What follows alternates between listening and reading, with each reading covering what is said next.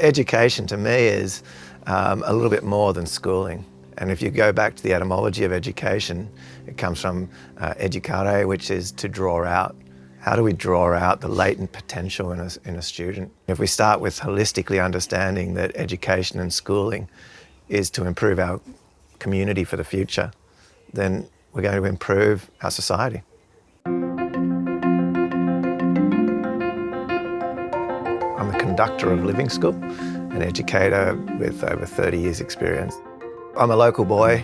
I was born in Lismore, grew up in Lennox and Lismore, and the focus for me was surfing. And I saw education and teaching as a great career path towards holidays.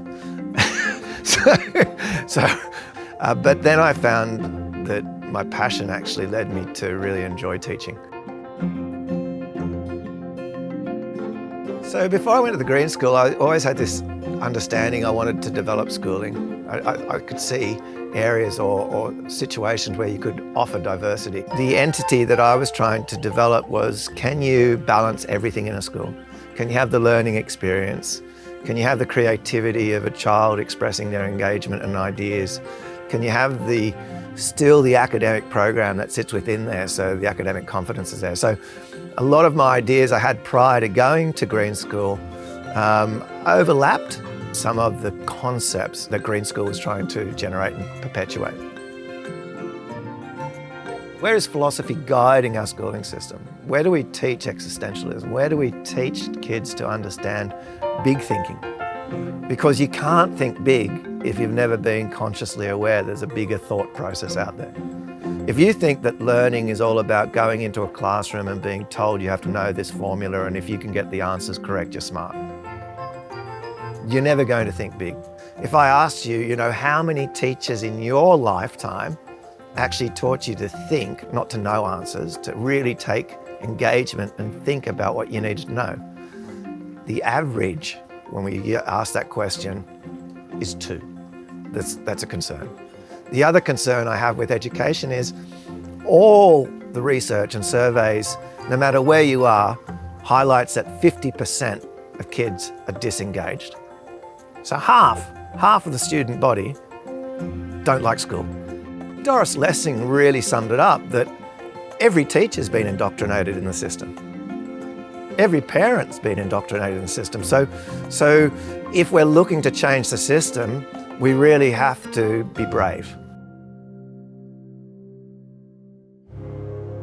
We've got this society now where you're not allowed to copy or imitate. That is a new modern phenomenon. In fact, mastery leads to creativity. So we've got to allow children to see exemplars, to have mentors, to have a greater connection. And then in the very heart of all of this is creativity. I want to have children who can create, because if you can create, innovate, you own your destiny. Live a life where you feel you're doing something that's purposeful. So does schooling allow that? Does schooling promote an understanding that you have a responsibility, not just to yourself, but to other people? You have a responsibility to the community, to the future. We have an individualized learning environment where it's what you can get from the system to improve what you have for you and maybe your family. Then we're going to continually create selfishness. So Living School is saying, can we improve that? Can we create a kind culture? Can we create kids who, through support, mentorship, guidance, encouragement, understand that they're part of a bigger being, a bigger entity? The issue we stand with schooling systems is they're traditional. And it's very, very hard from my experience where you go to a traditional school to make major difference and change, because people want to hold on to tradition. They see that as their right of place and their right of belonging. Whereas starting a new school, you're starting a new entity. You can create and evolve anything. The basis is the 3 models of school within school. So in the concept frame, students can actually select the level of need, and they can move through that to learn the concepts. Students have choice as to what projects they want to undertake. Students don't just go straight to a project, but we've got to teach them inquiry skills, and then we teach them problem-based learning, then we give them a project. Students have the choice to be always feeling confident enough to tell us what they want to do and what they need. So I always say to the learners, this isn't my school, this is your school.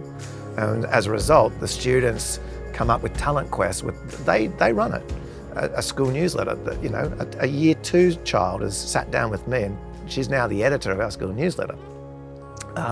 The focus on the students determining what they want to learn, giving them a look at the program, and then for them to say, yeah, I like this or I don't. But the interesting thing is, when you ask students in a school in the current model, and you say, what do you want to learn? Do you know what their response is? I don't know. I don't know. Because we haven't created the environment for students to actually understand they have choice. My view of schooling is people are trying to adopt new ideas, but the system is still based on the cogs of a traditional model. However, if we're continually assessing a child, we're going to create competition. There's a quick fix. We can have tests. We can return tests. We can return recalled knowledge from a class. But instead of saying, what mark did you get? The teacher just has to flip this and say, how did we do as a group? Now, within this group, some of us have got a great understanding of the concepts. There are others who need your support. So using assessments not as what individuals are getting, but what the collective needs to develop and evolve. We want children and learners and people who have key values. And in Living School, we deem these to be 3, the new 3 R's. That's respect, responsibility, taking responsibility, and forming and forging positive and productive relationships. So respect, responsibility, relationships. If you want to make change, you have to educate people. So if we want to break down unfairness, inequity, unkindness, we have to start with schooling. I believe that education has an understanding that we're guiding people towards a better future.